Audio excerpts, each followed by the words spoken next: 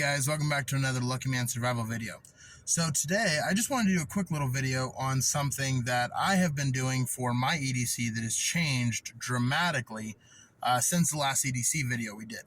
So today we're going to be talking about EDC pouches and things you can do to improve your EDC and be able to keep everything nice and organized. So the first thing I did was I changed out my wallet. Now I use pouches for certain things. Now this pouch is my wallet.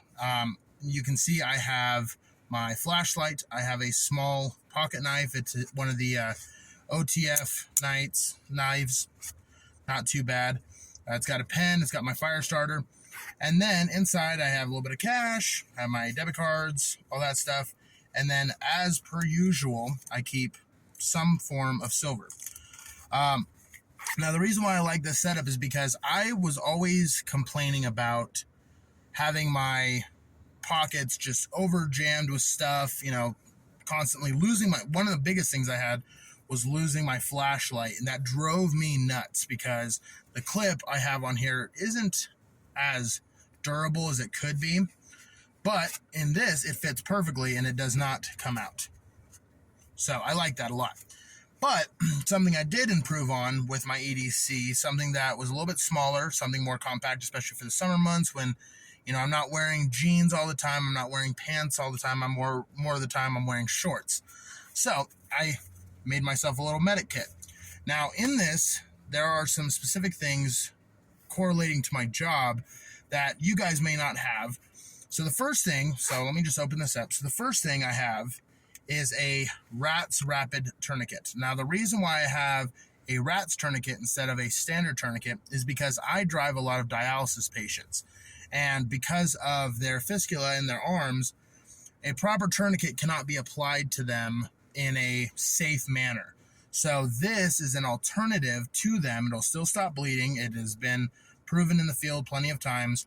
But what I like about it is with these tourniquets, and I'll do a review on some medical stuff like this, but what I like about these tourniquets is because I can get them really close and high and tight up on their arms without worrying about crushing their medical installation that they do their dialysis through. Another thing that I keep in there, especially if you're dealing with blood, is some gloves. I tend to use black gloves just because it's doesn't make everything look so scary if you're dealing with blood. I've dealt with blood plenty of times in my job. So that's something I do to just make people not so nervous. So the second thing that I have in here is compressed gauze. I have two forms of compressed gauze in here. So just the cheapo stuff. But this also seconds as a trauma kit. So I have two 4-yard lengths of Z-fold compressed gauze. So I have literally 16 feet in total of gauze. So I think that's pretty cool. Then I have a hemostatic gauze right here. Something I think is very important for just really getting blood to stop. I also, now I know a lot of people don't like this, but I have used it in the field. It works really well, is bleed stop. The powdered bleed stop.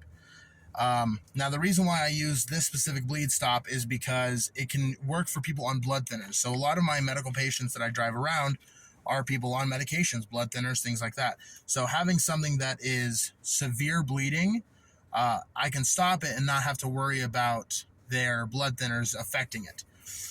So the next thing that I keep in here are just some standard little extra strength Tylenol packets.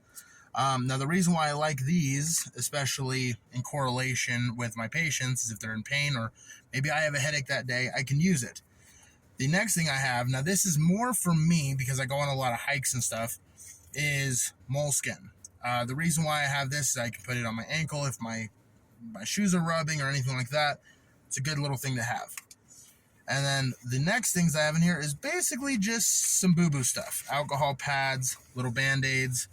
Nothing crazy, but this all fits in this little itty-bitty pouch that I can fit in a cargo pocket, my back pocket, and it's really not that thick. But I just wanted to show just a quick little video about things you can do to improve your EDC. A lot of people like to carry around standard tourniquets in their pockets, stuff like that. But see, I have a problem with that because they're so bulky and it's just one item. There are so many things on the market that you can improve upon. For instance, if you don't want to carry around a gigantic tourniquet, you can carry around one of these. Look at that. It's very small. It's about 2 inches by half an inch tall.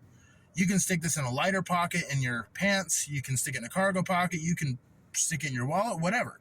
And it's a way to have a tourniquet on you without having to carry this big bulky thing. Now, I understand that these don't work as well as standard tourniquets, but in a pinch, you can absolutely get this to work. I've used it. I have experienced what it can do, and it works. There's plenty of videos online of people using these in the field, in the military, things like that, that they 100% stand by these. So who am I to say that they don't work, because I've experienced them working myself. Now, I just wanted to show this because I wanted to let you guys know that you don't always have to have your pockets jam-packed full of stuff to be a prepper or prepared or an EDC person or whatever. There's always ways that you can improve your daily medical stuff. All right, guys, that's all I have for you today. Remember, death is a rule, but survival is the exception. We'll see you guys next time.